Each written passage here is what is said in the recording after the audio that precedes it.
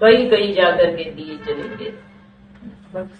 क्यों इसलिए दिए जलेंगे क्योंकि सृष्टि तो अपना पूरी तरह से खत्म हो चुकी होगी। कहीं कहीं दिए जलने का मतलब क्या होता है कि कहीं कहीं कुछ कुछ बच्चे, बाबा के बच्चे, कुछ कुछ बच्चे रहेंगे, मुट्ठी भर भी, उन्हीं को क्या कहते हैं, दिए। तो अंधेरा ही अंधेरा होगा पूरी सृष्टि पर। तो देखो पानी में दिए जलेंगे, मतलब पानी में दिए जलेंगे अंतिम समय में। इस सृष्टि पे 70% पानी है। कितना परसेंट? 70%। पर लेकिन सब बंधा हुआ है ना, अभी पानी ने अपनी अपनी दिशा पकड़ी हुई है। पर जब गोले गिरेंगे ज्वालामुखी के उसमें, जैसे ज्वालामुखी फटी तो क्या होगा, बड़े बड़े पत्थर, पहाड़, बड़े बड़े गोले इसमें जाएंगे, पानी में। तो समुद्र भी क्या खाएगा, बहुत ऊंची उछल खाएगा। सोचो कहा अगर आगू पे ज्वालामुखी फटा है ना, तो आपके बम्बई वाले उसमें समुद्र में जाके गिरेगा और सब बहा जाएगा। कहाँ देखो, कहाँ से कहाँ, वो उसकी रफ्तार कितनी होगी फटने की, सोचो। जैसे रॉकेट होता है ना, रॉकेट की भी रफ्तार कम होगी ज्वालामुखी के गोलों में से भी ज्यादा कम होगी उसके। और बताओ बच्चों, स्वास्थ्य कैसा है? ठीक है सबका? हाँ, अच्छा है। ये सोचना है, ये शरीर, इसी शरीर से सारे पुराने हिसाब किताब चुप हो, ताकि भविष्य में कुछ भी 19-20 नहीं रहे। और बाबा के घर में रहते पूरी सेवा नहीं कर पाते, थोड़ा मन खाता है। बैठ करके मुरली सुनाना ये भी बड़ी अच्छी सेवा है। कोई बच्चा आए, उनको बाबा का परिचय देना, ये भी बड़ी अच्छी सेवा है। तन की सेवा नहीं होती तो वाणी की सेवा तो हो सकती है ना। वाणी की सेवा हमें करनी है।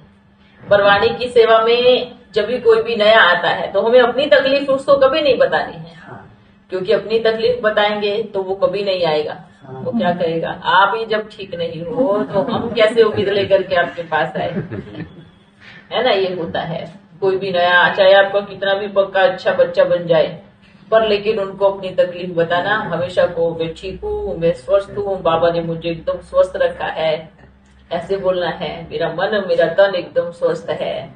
अरे तो शरीर के छोटे मोटे हिसाब किताब है, आते हैं जाते हैं चले जाते हैं। ऐसे अगर हम रहेंगे सबके साथ में तो उसको भी उत्साह रहेगा और आपकी बीमारी भी धीरे धीरे धीरे धीरे खत्म हो जाएगी। क्यों? क्योंकि इस शरीर को मन हील करता है। मालूम है इस बात? ये जो शरीर है ना हमारा, इसको मन हील करता है, मन कंट्रोल करता है, ठीक भी करता है, बीमार भी करता है। ये सारी चीजें मन ही करता है। कैसे हो? अगर आप बहुत ज्यादा चिंतन में हो, मैं बहुत बीमार हूँ, तो वो बीमारी आपकी कम नहीं होने वाली, वो बीमारी का स्तर है वो बढ़ता जाएगा। कैसे? मानो आपको बीमारी, अंदर में बीमारी थी, वो थोड़ा बहुत असर दिखा रही थी, डॉक्टर के पास गए, डॉक्टर ने कहा आपको तो बहुत बड़ी बीमारी है। अब जैसे डॉक्टर ने कहा आपको बीमारी है, तो फिर क्या होगा? तो उसमें जैसे कि ये डॉक्टर आपको बोलता है आपको ये बीमारी है, तो जो आपको पहले बीमारी का असर था, डॉक्टर के बताने से आपको उसका असर डबल हो जाता है। अब डॉक्टर आपको कम पावर की दवाई देगा, पर आपने सोचा अरे मेरे को ये बीमारी है, ये बीमारी है, ये ठीक ही नहीं हो रही। क्यों? क्योंकि आपने सोच के साथ बीमारी को बड़ा बनाया। आप फिर से डॉक्टर के पास जाओगे तो डॉक्टर आपको थोड़ा और पावर, गोली की पावर को बढ़ा करके दे देगा, ये खाओगे तो ठीक हो जाएगा। थोड़े समय के बाद थोड़ा आराम हुआ, फिर मन बोलने लगा नहीं नहीं, इतनी बड़ी बीमारी ऐसी दवाइयों से कैसे ठीक हो सकती है। फिर बीमारी आई, फिर तीसरी बार डॉक्टर के पास। जितनी बार डॉक्टर के पास जाओगे उतनी बार आपको क्या करेगा, पावर बढ़ा के देगा गोली की। मतलब वो पावर क्यों बढ़ा रहा है? क्योंकि आपकी बीमारी बढ़ रही है। और बीमारी क्यों बढ़ रही है? क्योंकि आपका मन आपकी बीमारी को बढ़ा रहा है। तो ये बीमारी के लक्षण है। आप जितना, जब आपको पहले पता नहीं था तब तो आपको इतना दर्द भी नहीं होता होगा, तब ज्यादा मालूम भी नहीं होता है शरीर में क्या शरीर कर रहा है, क्योंकि शरीर एक अपने आप में प्रकृति है, उसको पता नहीं चलेगा ना कि मेरे कोई बीमारी नहीं है या है, तो वो ऑटोमेटिकली अपने आप शरीर को ठीक करता रहेगा, ठीक करता रहेगा, ठीक करता रहेगा। ये शरीर की प्रकृति की अपने आप में ताकत है। जैसे ये देखो, जैसे कि कुत्ता है या बिल्ली है या कोई भी जानवर है, अगर उसको कहीं घाव हो जाता है तो क्या करता है, वो वहां से अपनी जीभ से चाटता है और कोने में जाके सो जाता है, बैठा रहेगा कोने में, ना कहीं जाएगा ना कुछ खाएगा भी नहीं, क्योंकि उसको पता है खाने से बीमारी और बढ़ेगी, तो वो कुछ खाता भी नहीं है, कोने में जाकर के क्या होगा, आराम से बैठ जाएगा, और जब वो ठीक हो जाएगा तब थोड़ा थोड़ा खाना शुरू करेगा। तो ये जानवरों में भी देखो, क्योंकि प्रकृति से बना हुआ शरीर है, ये शरीर अपने आप हील करता है। हालांकि आज तो इतनी दवाइयां, इतना वेद, इतना ये सब चीजें आ गई है, पर पहले क्या था, अब तो खान पान भी सब खराब हो गए हैं।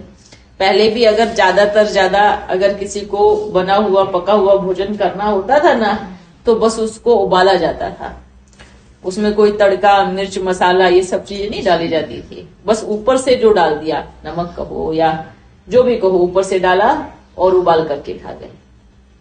और अब तो देखो, मतलब पहले यहाँ टेस्ट नहीं था तो शरीर स्वस्थ था, ऐसा ही था। अब यहाँ टेस्ट है तो शरीर बीमार है। पहले यहाँ टेस्ट नहीं तो शरीर में टेस्ट अच्छा है, एकदम अट्ठा कट्टा, कोई बीमारी नहीं। अब देखो कैसे परिवर्तन हो गया। अब चाहे बीमारी कुछ भी हो, शरीर कितना भी बीमार हो, पर यहाँ का टेस्ट जरूर आना चाहिए, जीभ का टेस्ट जरूर होना चाहिए। तो क्या करना है, यहाँ का टेस्ट को खत्म करोगे तब शरीर का टेस्ट बढ़ेगा, मन को कंट्रोल, है ना, मन की कंट्रोलिंग पावर। सबसे ज्यादा बीमारी, तीन ही चीजें है बीमारी के लक्षण, एक चीनी जो शक्कर है आपकी, और एक घी या तेल, ये दो चीजें, और दूसरा तीसरा नमक, ज्यादा मात्रा में नमक खाना। ये तीन चीजें बहुत, इन तीनों चीजों से शरीर में बीमारी, तीनों चीजों में टेस्ट है, मीठे में टेस्ट, वह मीठा लगता है। ऐसा ही ना, बिना नमक के सब्जी नहीं बन सकती, और बिना तेल के भी नहीं कुछ हो सकता। आप सोचो, इन तीनों की मात्रा धीरे धीरे आप कम कर दो, देखो शरीर में कैसे परिवर्तन होता है। आपकी ज्यादा पावर की दवाई कम पावर में आने लगेंगी। तो मेन बात है हमारे भोजन पर, है ना, और थोड़ा सा अगर हम बैठे ही रहेंगे तो भी बीमार रहेगा, तो थोड़ा टहलते रहे, ठीक है, सब ठीक होगा, अच्छा हो। बार बार बोलते हैं ना, सत्युग कब आएगा, तो क्या कहेंगे, आएगा नहीं, आ गया है। कोई भी चीज एक झटके से तो नहीं होगी ना। देखो, अगर झटके से सत्युग कैसे आ सकता है, मानव विनाश होगा, उसकी जो बदबू संसार में फैलेगी, उसमें भी तो समय लगेगा, है ना।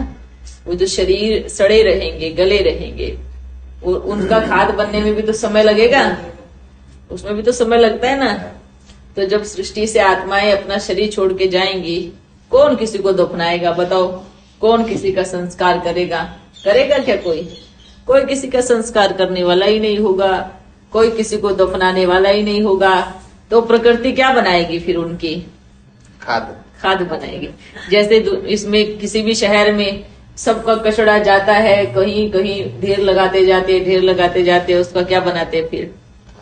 उसका खाद बन जाता है ना, उस कचरे का खाद बनता है। खाद बन के उसको खेती में डालते हैं, खेती बड़ी उपजाऊ होती है ना।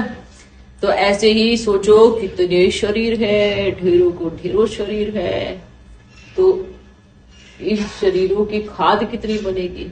और जब इस शरीरों की खाद इतनी बनेगी तो सृष्टि कितनी उपजाऊ हो जाएगी। कितनी उसमें ताकत, जैसे सभी अभी तो धरती से सब खींचते हैं ना, तो अंतिम समय में क्या होगा? अब जैसे कहाँ कहीं केदारनाथ में को या कहीं पर भी जहां बाढ़ आ जाती है, तो कैसे कैसे शरीर हो जाते हैं, सड़े रहते हैं, दबे रहते हैं, मलबे में दब जाते हैं, वाल्मीकि विदव के उनकी सड़न से यानी उनके कीड़ों से धरती कितनी उपजाऊ बन जाती है, कितनी ताकतवर बन जाती है।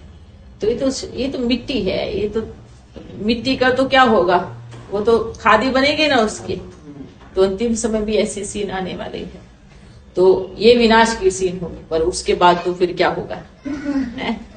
चारों तरफ मतलब 80% आत्माएं ऐसे रो रही होंगी, तड़प रही होंगी, और 20% कोने में स्वर्ग के बीज उगा रही होंगी। हाँ, समझ में आया? दोनों कार्य साथ में, दोनों कार्य साथ में हैं, तो दोनों कर्तव्य साथ में चलते हैं। बहुत अच्छा बना। शुक्रिया बाबा। बाबा ये जो नरसिंह मेहता थे ना, जो जूनागढ़ में है, उनका ऐसे बताया सत्य घटना थी कि उन्होंने पूरे गोपियों के साथ, राधा कृष्ण के साथ रास करते उन्हें मिली, इस आंखों से देखा था। फिर जैसे उनको श्री कृष्ण ने उनको मसाल दी थी देखने के लिए, उन्होंने वो देखा, लेकिन उनका हाथ जल गया था, फिर अपने आप ठीक भी हो गए। फिर उनको वहां से कुछ वो जो किरदार था ना, वो किरदार श्री कृष्ण ने उनको दी। देखो, ये सत्य घटना नहीं हो सकती, क्योंकि गोपियां संगम युग पर ही रास करती है। उस वहां पे तो साक्षात्कार हुआ होगा। ध्यान में गए थे, ध्यान में गए, ध्यान में गए थे, तो उनको साक्षात्कार हुआ था कि मैं गोपियों के साथ वहाँ पे खड़ा हूँ। हाँ, और श्री कृष्ण ने मसाल दिए। वो ध्यान में जाके हो सकता है, हाँ, वही। क्योंकि इन आंखों से नहीं देख सकते। इन आंखों से जो है प्रेजेंट में वही देख सकते हैं। ध्यान में गए थे। बाकी वो ध्यान में जाने से, साक्षात्कार करने से आप वो चीज देख सकते हैं। ठीक है, वो बोल सकते हैं। ध्यान में जाकर के साक्षात्कार किया, वो हो सकता है। क्योंकि गोपियों की रास जो होती है ना, शास्त्रों में आ सकती है, पर नजरों में नहीं आ सकती, क्योंकि वो गुप्त होती है। गुप्त का मतलब क्या होता है? अभी जो रोल चल रहा है, ऐसा थोड़ी कि सबको मालूम है, सबको पता है। सबको तो पता नहीं है ना, और जिनको पता भी है, देखते भी है, तो ये सोचते हैं क्या हो रहा है, ये क्या चल रहा है ना? किसी की बुद्धि थोड़ी चलेगी उसमें। तो इसलिए तो ये जो रास होती है, जो शामिल होता है, आनंद उसी को आता है इसमें। जो सिर्फ देख रहा होता है, उसको आनंद कैसे आएगा, है ना? ये फिर गायन हो जाती है, कथा कहानियां बन जाती है, शास्त्रों की कहानियां बन जाती है। और ये कहानियां हम ही लिख बैठते हैं कि गोप गोपियों की रास में, है ना, अगर गोप गोपी सुध बुध खोए, बाबा की मुरली की दीवानी होकर भी घूमती थी, है ना? ये जो मुरली सुनते हैं और जिनको रस आता है, जिनको प्रेम है, जिनको बाबा से प्यार है, तो एक होता है मुरली बजना, जैसे कि ज्ञान की मुरली। एक होता है डायरेक्ट मुरली बजना, बोलते श्री कृष्ण मुरली बजाते थे तो दौड़ी चली आती थी। जैसे कि अभी मुरली बज हर जगह अभी मालूम है कि कलकत्ता में बाबा मुरली बजाने आने वाले हैं। मतलब बाबा मिलन होने वाला है। कलकत्ता में बाबा मुरली बजाने आने वाले हैं, ऐसे आप सोचो। तो दूर दूर से जिनको मुरली की धुन का पता है कि उसमें रस क्या है, तो सब आत्माएं दौड़ी हुई आती है। किसी के पास भाड़ा नहीं हो या किराया नहीं हो, लटक के आए चाहे भटक के आए, पर मुरली सुनने के लिए सब गोप गोपियां उस स्थान पर पहुंच जाती है। श्री कृष्ण वहां पे मुरली बजाने आने वाला है। ये सारे चरित्र सब कुछ किसके हैं? श्री कृष्ण के नहीं हैं। किसके हैं? शिव बाबा के, शिव परमात्मा के, क्योंकि वही आता है। अब वो तो दिखता नहीं है, पर जो शरीर सामने दिखता है तो लोगों को तो वही दिखाई देगा ना, है? तो इसलिए ये कहानियां है कि जब जब श्री कृष्ण मुरली बजाता था तो सब गोप गोपियां दौड़ी चली जाती थी। अब वो मुरली से बजाने से क्या प्राप्ति होगी, आप बताओ? कन रस होगा, थोड़ी देर नाचेंगे, फिर वैसे के वैसे ही। अब इस मुरली सुनने से पतित से पावन बन जाते हैं। तो कौन सी मुरली का गायन है? ज्ञान मुरली का गायन है। उस मुरली से सुनेंगे। यहाँ तो आज कोई भी इतनी अच्छी अच्छी बांसुरी बजाते हैं सब। उससे क्या प्राप्ति होगी? पर ये जो मुरली चलती है, इससे क्या प्राप्ति होती है? इस मुरली को सुनते ही आत्मा एकदम ज्ञान का स्नान करके झूमने लगती है, नाचने लगती है, रास करने लगती है, बाबा के प्रेम में दीवानी हो झूम उठती है। इसलिए कौन सी मुरली का गायन है शास्त्रों में? ज्ञान ज्ञान मुरली का गायन है।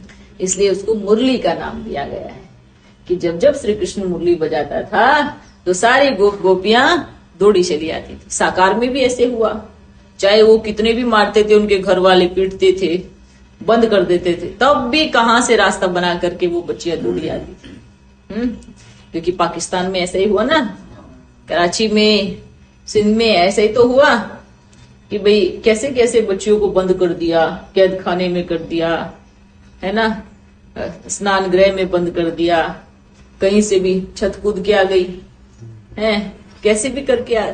कमाल की बात है ना, ड्रामा। ये देखो, इसको बोलते थे ओम का उच्चारण आपके चारों तरफ के घर को पवित्र बना देता है।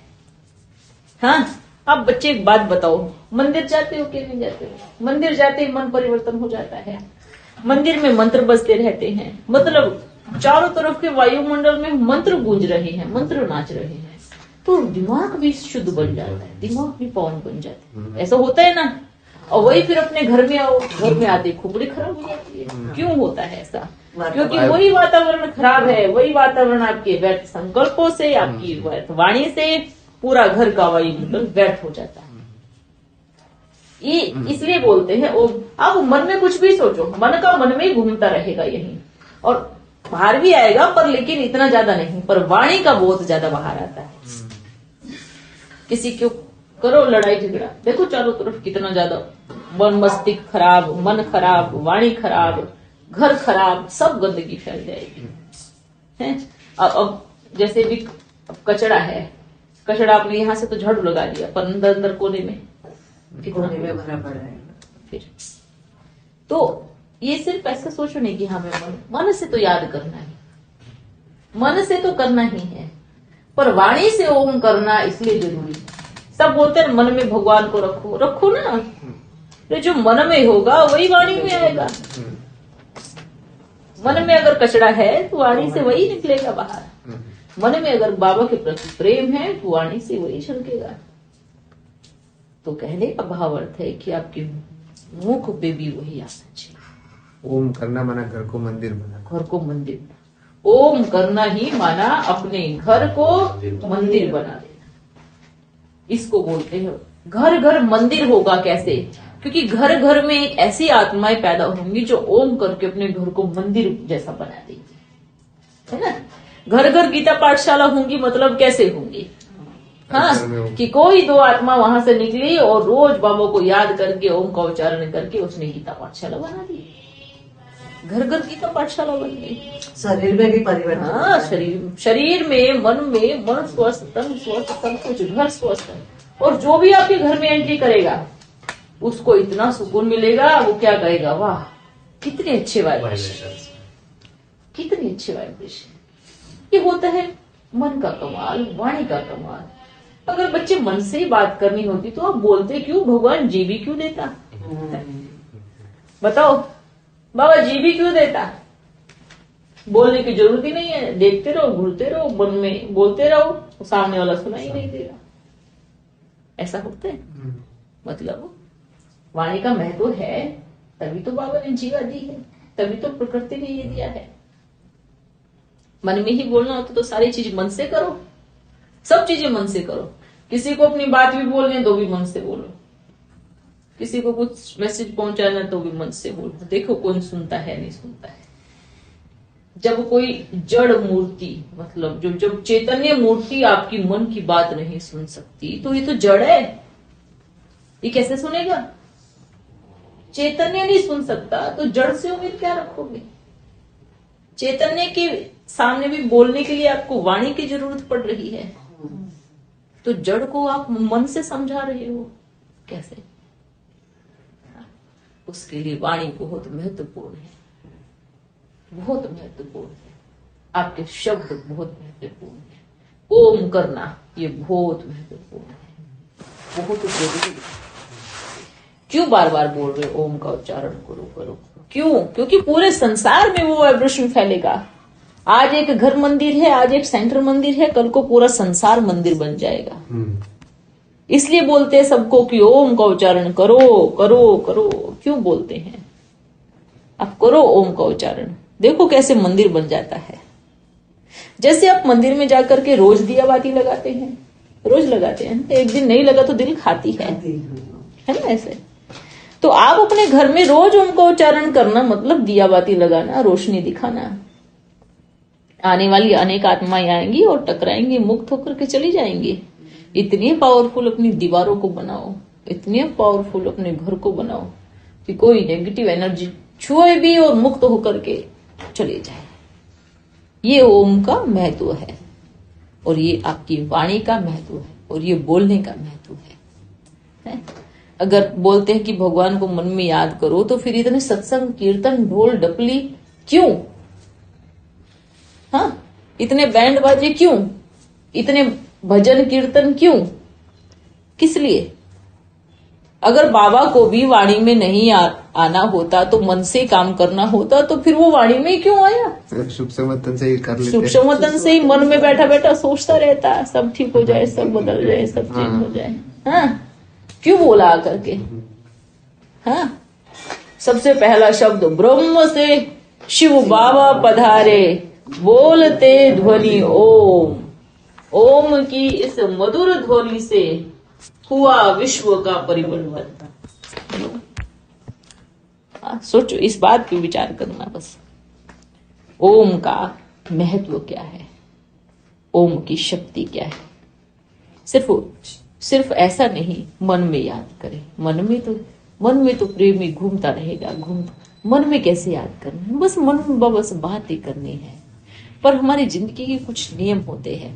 अगर मन में हम बाबा से बातें कर रहे हैं, अगर हम कोई हमारा पति या साथी ऑफिस में गया है, आप मन में उसको याद कर रहे हो ना, मन में उसको सिर्फ याद कर रहे हो, पर आपको उससे कुछ पूछना है।